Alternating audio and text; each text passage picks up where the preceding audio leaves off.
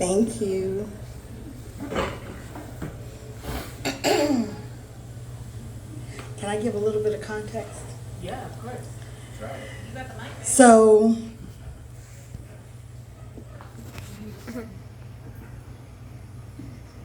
I was widowed about 3 years ago, and I did not expect to ever find love again. I did not expect to be able to give my love or to receive love, and I didn't prepare myself to do either. So which meant I didn't grieve. I thought just keep busy and keep moving. Anyway, so I got COVID right before Thanksgiving, got by myself, and grief caught up with me and beat me up a little bit and got into feelings that I had never experienced before in my entire life, because I was taught not to acknowledge feelings and not to experience feelings. So there was a rebirth, if you would call it that, and that's where all of this that I've been writing since November is coming from. So this one is called Putting My Fear and Pride to the Side. Excuse me. I experienced the strongest connection with the man in my life, and I don't want to walk away without exploring it. My heart and soul jumped and came into sync for the first time in my life. I am so drawn to his soul, it is life affirming. He's here and we're here. For the first time in my life, I must confess, I was scared, afraid, because the connection is so strong that I couldn't even protect myself from being hurt, because I didn't want to protect myself from the best future with the best guy for me. For the first time, I have exposed myself, my vulnerability, at the risk of scaring him off, when all I am trying to do is reconnect in person to see if, in fact, this is actually real. If not, I'm good.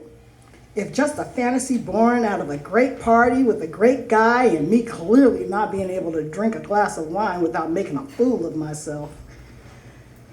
But I will be the bigger fool if I don't step out of my comfort zone, living the rest of my life with regret, what if, and longing to go back and follow my heart. I am not ashamed to say it. I want to be part of his world. I know he is greatness. I know he is gentle. I know he is kind. I know he is loving. I know he is a beautiful soul. I know he is fine. Ooh, child. I know he's attractive, dressed up or down. I know he's worthy of me and my love. I know he's been hurt, as we all have. And although I can't fix it, I can do everything in my power not to ever hurt him.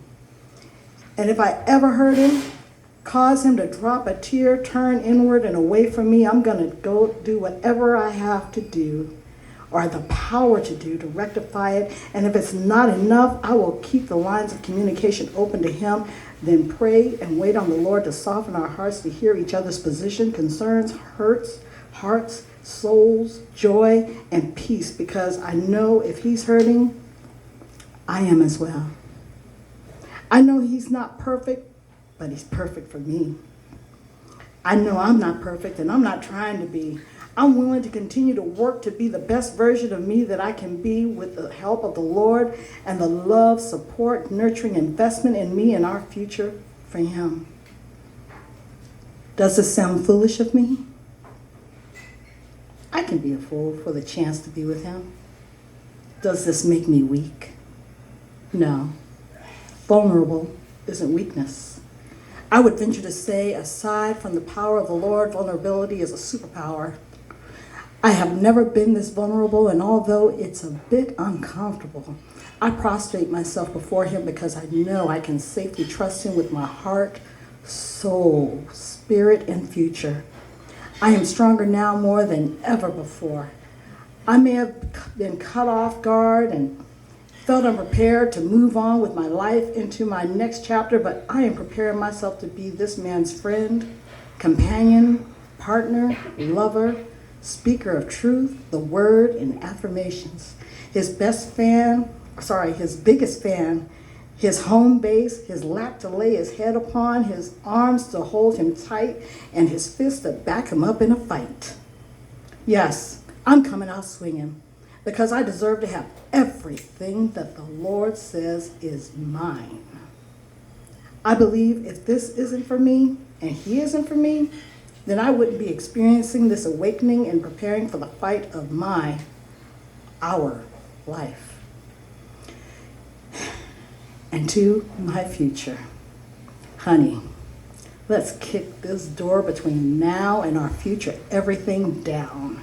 Go in swinging, fight past ourselves into our togetherness. Thank you.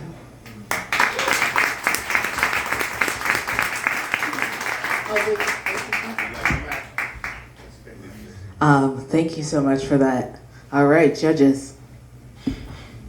Hi, Sonora. Her and I used to sing in a choir together. But I did not know you did poetry. You just started doing it. You're doing a really good job. The only criticism I can give back to you is same thing I said to I can't remember. I can never pronounce her name. Yeah, about reading from the paper. It takes a little bit away from your performance, but you're new at it. So I would just say, just keep practicing. Also, I noticed that like some of your poems are kind of lengthy too. They're great. Don't get me wrong, but when you after so long, you kind of lose your connection a little bit with the audience. But other than that, you did good, girl. Yeah, very, very good. Yes, thank you. And we're not paper hating. Like it's fine that you need that